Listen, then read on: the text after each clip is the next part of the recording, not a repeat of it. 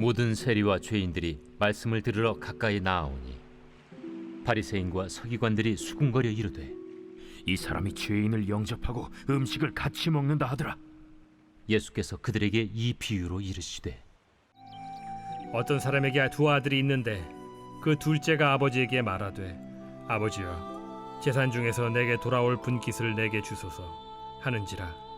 아버지가 그 살림을 각각 나눠 주었더니 그 후 며칠이 안 되어 둘째 아들이 재물을 다 모아 가지고 먼 나라에 가 거기서 허랑방탕하여 그 재산을 낭비하더니 다 없앤 후 그 나라에 크게 흉년이 들어 그가 비로소 궁핍한지라. 가서 그 나라 백성 중 한 사람에게 붙여 사니 그가 그를 들로 보내어 돼지를 치게 하였는데, 그가 돼지 먹는 쥐엄 열매로 배를 채우고자 하되 주는 자가 없는지라. 이에 스스로 돌이켜 이르되, 내 아버지에게는 양식이 풍족한 품꾼이 얼마나 많은가. 나는 여기서 줄여 죽는구나. 내가 일어나 아버지께 가서 이르기를, 아버지, 내가 하늘과 아버지께 죄를 지었사오니 지금부터는 아버지의 아들이라 일컬음을 감당하지 못하겠나이다. 나를 품꾼의 하나로 보소서 하리라 하고, 이에 일어나서 아버지께로 돌아가니라.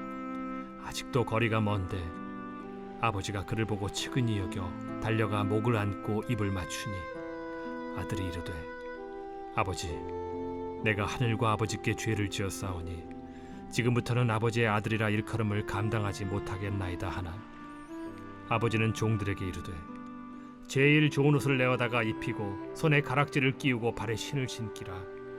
그리고 살찐 송아지를 끌어다가 잡으라. 우리가 먹고 즐기자. 이 내 아들은 죽었다가 다시 살아났으며 내가 잃었다가 다시 얻었노라 하니 그들이 즐거워하더라. 맏아들은 밭에 있다가 돌아와 집에 가까이 왔을 때 풍악과 춤추는 소리를 듣고 한 종을 불러 이 무슨 일인가 물은데, 대답하되 당신의 동생이 돌아왔음에 당신의 아버지가 건강한 그를 다시 맞아들이게 됨으로 인하여 살찐 송아지를 잡았나이다 하니, 그가 노하여 들어가고자 하지 아니하거늘 아버지가 나와서 고난데 아버지께 대답하여 이르되, 내가 여러 해 아버지를 섬겨 명을 어김이 없거늘 내게는 염소 새끼라도 주어 나와 내 벗으로 즐기게 하신 일이 없더니 아버지의 살림을 장녀들과 함께 삼켜버린 이 아들이 돌아오매 이를 위하여 살찐 송아지를 잡으셨나이다. 아버지가 이르되, 예, 너는 항상 나와 함께 있으니 내 것이 다 네 것이로되, 이 내 동생은 죽었다가 살아났으며 내가 잃었다가 얻었기로 우리가 즐거워하고 기뻐하는 것이 마땅하다 하니라.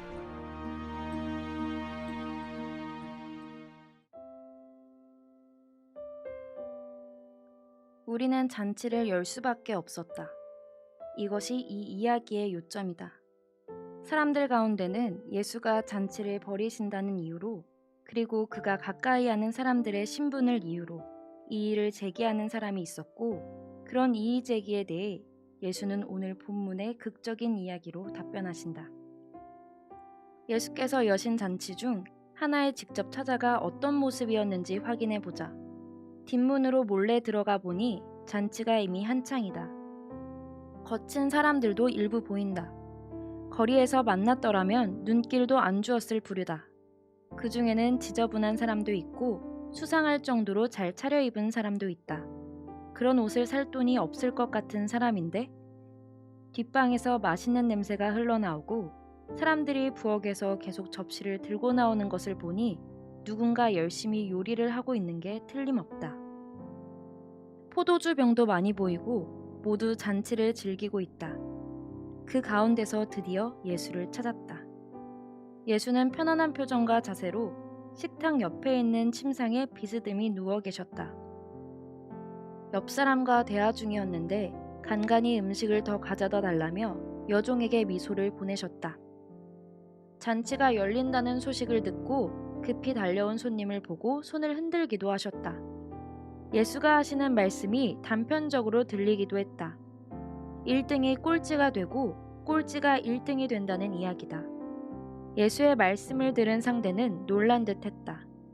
믿고 싶긴 하지만 아직 확신을 갖진 못한 것 같았다. 그런데 우리가 서 있던 가장자리에서 다른 목소리가 들린다. 도대체 이 사람은 뭐가 되고 싶은 건가? 선지자가 되려는 게 아니었나? 하나님 나라를 전파하려는 게 아니었나? 그 말은 거룩한 사람이 되겠다는 의미지 이런 하찮은 서민들과 시간을 보낸다는 의미가 아닐 텐데. 그리고 사람들에게 하나님을 아버지로 부르라고 가르치면서도 정작 아들이 아버지의 계명을 지켜야 한다는 사실은 모르는 건가? 그도 이 사람들처럼 먹보의 술주정꾼일 뿐이구먼. 성경은 이미 이런 교사들에 대해 경고했지. 결국 예수는 고개를 돌리시더니 수근거리는 사람들 쪽을 훑어보셨다. 대화가 잦아들고 사람들은 예수께서 무슨 말씀을 하시는지 집중했다. 그래, 당신들은 왜 잔치를 여는지 알고 싶은가? 아버지와 아들이 함께 한다는 게 무슨 의미인지 알고 싶은가? 여기서 이 유명한 이야기가 나온다.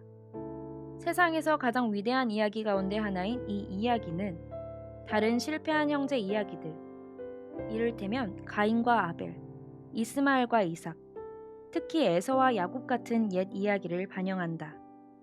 도망간 아들이 곤경에 처해 결국 돌아오지만 그를 기다리는 건 분노다. 그런데 예수의 이야기에는 뒤틀림이 있었다. 새로운 일이 바로 지금 여기서 진행되고 있다. 그 새로운 일에 대한 가능한 유일한 반응이 바로 잔치다. 부활이 당신의 코앞에서 일어나고 있지만 당신은 볼 수 없다. 너의 동생, 나의 이 아들은 죽었다가 다시 살아났다. 그를 잃었다가 이제 되찾았다.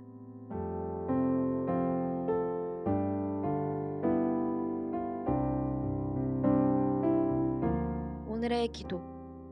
잃어버린 영혼을 향하신 아버지의 마음을 나에게도 주소서. 내가 받은 은혜를 나누는 하루가 되게 하소서.